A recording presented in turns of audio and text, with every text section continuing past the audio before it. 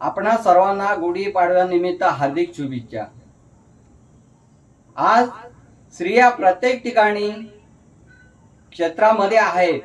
आजची स्त्री अज्ञानी नसून ज्ञानी आहे, तरी पण काही ठिकाणी स्त्रियांना मान सन्मान न मिळता त्यांना अपमान सहन करून गप्प बसावं लागतं। बाहेर तिचा कितीही मोठा सन्मान झाला तरी तिला स्वतःच्या घरी मात्र घरातल्या सगळ्यांची सेवा करावी लागते। घरच्यांकडून तिला कौतुकाची साधी थाप मात्र मिळत नाही। हे फार मोठं दुःख अजून तिच्या नशिबी आहे। माझ्या कवितेचं शीर्षक आहे कर्तव्यदक्ष स्त्री।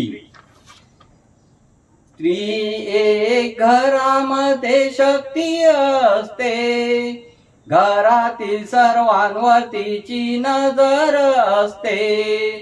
सकाळी उठल्यापासून रात्री झोपेपर्यंत पहावी तेव्हा ती कामात दंग असते।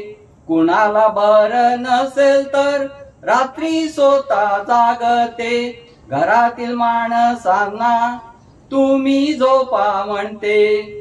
स्त्री एक घरामध्ये शक्ती असते, घरातील सर्वांवर तिची नजर असते।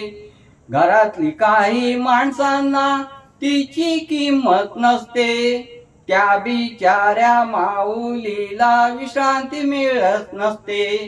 थकली भागली तरी काही बोलत नसते, दुसऱ्यांचे अश्रू मात्र स्वतः पुसत असते।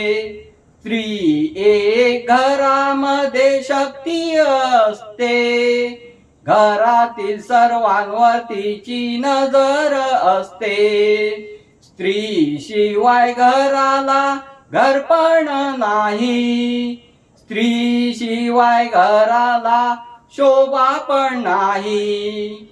घरातली कर्तव्य दक्ष एक स्त्री असते, घरातल्या माणसांकरता ती आधारस्तंभ असते। स्त्री एक घरामध्ये शक्ती असते, घरातील सर्वांवर तिची नजर असते। तिला स्वतःच्या तब्येतीची काळजी नसते, घरातल्या माणसांची